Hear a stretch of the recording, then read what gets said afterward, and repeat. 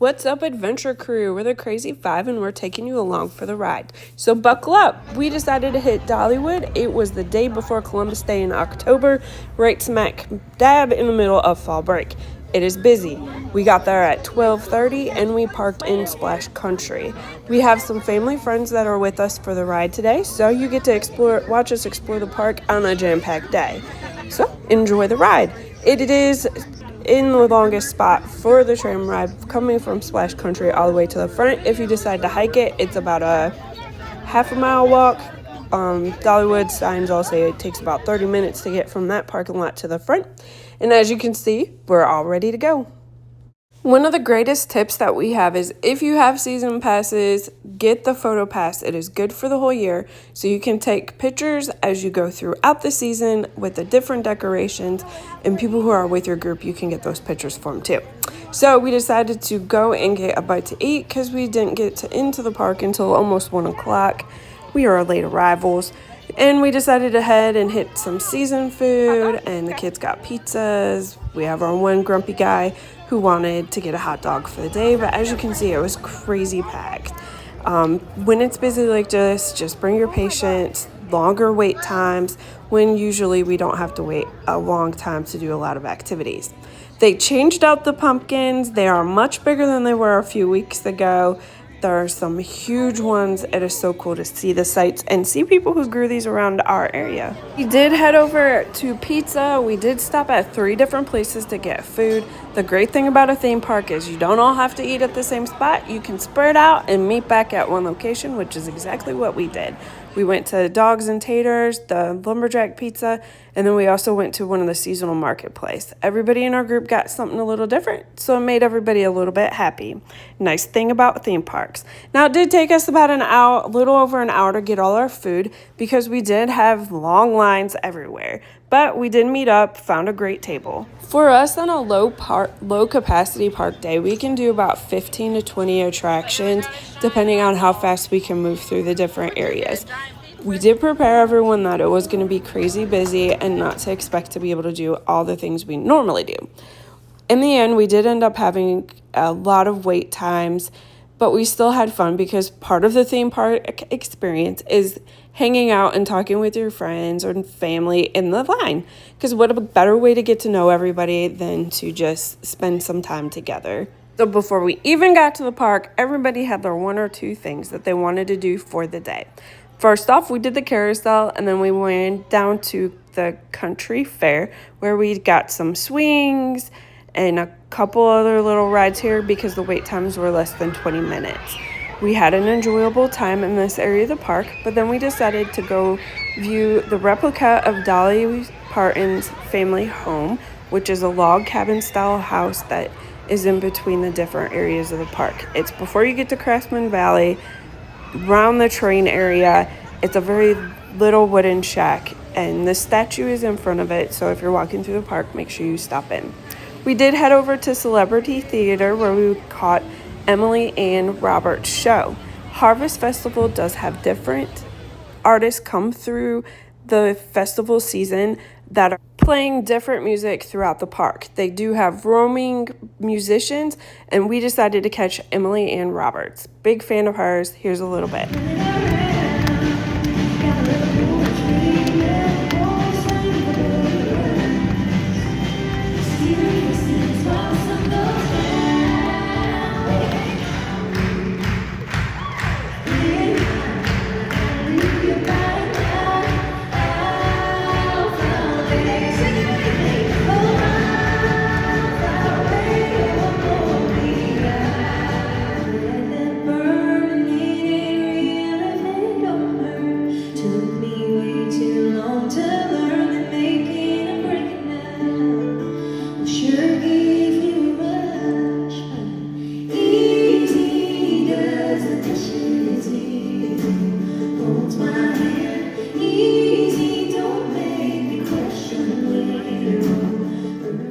That was a really good show. Next, me and my friend Anila went to meet Harvey the Pumpkin. Did you like that? Yeah, it was fun. And this meet and greet was right next to the Celebrity Theater. There are a lot of people to meet and greet at the festival. like the scarecrow. They also have these photo ops, so our best friends decided to take a picture in front of this guitar.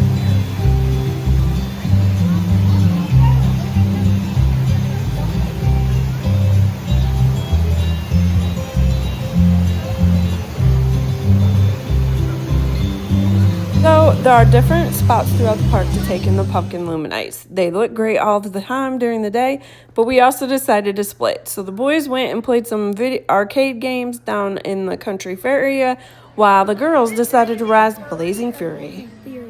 Fury. Well, why does that look like Fury? The line was so long. Usually we can just walk by and it's not so crowded. But as you can see from this picture here, the line was out the door almost to the little schoolhouse, and it kept on going. It was a packed day, so we definitely had to bring our patience. We met back up with our boys in our group, and we decided to keep on trucking. We wanted to at least have a chance to ride Big Bear. So we got us another little snack to eat because it was almost 6 o'clock at night, and we kept on walking. We took in some more of the lights. They do look a lot better once it's dark, but, well, we were, trying to get to Big Bear that had over an hour wait. So as you can see, we're just walking through the park, taking in the sights. The boys and I went over to Hidden Hollow Playground, and the best friends and Anila's mom and Dustin decided to go ahead and ride Big Bear. As you can see, Mother Nature flipped the switch, and it became nighttime. Big Bear Mountain had 120-minute or 1 hour and 20-minute wait. It was so long that I almost lost my patience, but I had my friend to play with. So the time went by a little fast to me, but not to my dad. Here it comes. And since we knew they were going to be in there a while, the boys and I decided to grab some fresh popcorn over at the snack shack next to Big Bear. While we decided to, and then we went and played in Hidden Hollow. It was a lot of fun. The boys spent a good chunk of time in there, and then we decided to do a little bit more exploring when we realized they were going to be there for over an hour. We were playing in the glow lights that they have set up for the new roller coaster that's coming out in 2026. We also took in the pumpkin sunflowers and went and spoke with Hauser Studios. She's the one who carved all the pumpkins around the park. We talked to her for a long time, and it was really interesting to get to know her and all the hard work that she puts in all year. Check out these frogs near the drop tower. As the park was starting to close and our friends were still riding, we decided to keep walking. We did take in some more of the Great Pumpkin Luminite sites, which were photo opportunities, a graveyard dance, this beautiful butterfly, and a few more surprises that we didn't share in the video. Truly want to go explore the fall harvest. We did hit the bakery while we were still waiting for our family, and as you can tell, we had a super long line again. But we did get our cinnamon bread and our sweet treat for the ride home. As we were leaving, we decided to hit one last ride of the day, the best ride ever, the ride to the car on the tram. And since we packed in Splash Country, we got a little extra. As you can see, the tram stop was super packed. But we hope you enjoyed our adventure with us and will join us on our next adventure. Please hit like and subscribe because we are trying to grow our channel. And again, we hope you experience Dollywood and have fun.